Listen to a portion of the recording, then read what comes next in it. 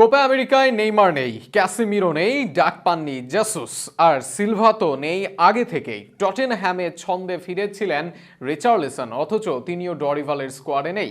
Brazil এবার Copa America খেলতে যাবে কোপা জেতার লক্ষ্যে। তবে ভক্তরা ঠিকই আগে থেকে পুড়ছে প্রিয় তারকাদের খেলা না দেখতে পারার আক্ষেপে। ব্রাজিলের তারকা শূন্য স্কোয়াড নিয়ে বিস্তারিত থাকছে প্রতিবেদনে।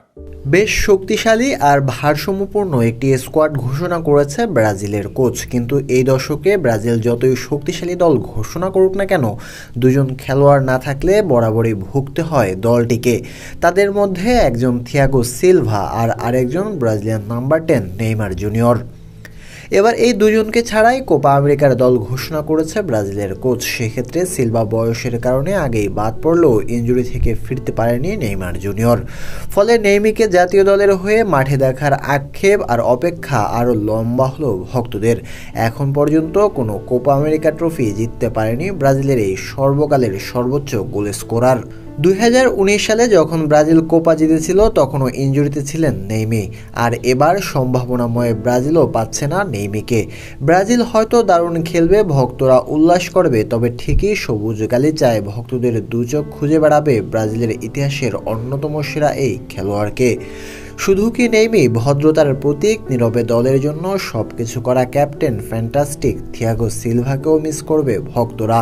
ব্রাজিলের জার্সিতে তাকে আর দেখা যাওয়ার সম্ভাবনা নেই বললেই চলে। নেইমি সিলভা স্কোয়াডে থাকবে না সেটি আগে থেকেই ধারণা করা যাচ্ছিল, কিন্তু এই স্কোয়াডের সবচেয়ে আশ্চর্যজনকভাবে সিদ্ধান্ত ছিল ক্যাসেমিরোকে না নেওয়া। এই প্রজন্মের অন্যতম সেরা ডিফেন্সিভ মিডফিল্ডার ও তর্কসাপেক্ষ সবার সেরাও মনে করেন অনেকে। আর সেই ক্যাসেমিরোকেই কিছুদিনের ক্লাব পারফরমেন্সের হিসাব করে স্কোয়াডে রাখেনি ডরিভাল। ফলে মিডফিল্ডে ব্রাজিলের সেরা খেলোয়াড়কেই মিস করবে সমর্থকরা। ক্যাসেমিরোর সাথে সাথে বেশ আশ্চর্যজনক রিচার্লিসনের ডাক না পাওয়া। ব্রাজিলের স্কোয়াডে গত 3-4 বছরে সেরা নম্বর 9 এই রিচার্লিসনই। খারাপ সময় কাটিয়ে যখন কিছুটা ছন্দে ফিরেছেন তখন তাকে অনেকটাই নিশ্চিত ভাবা হচ্ছিল স্কোয়াডে।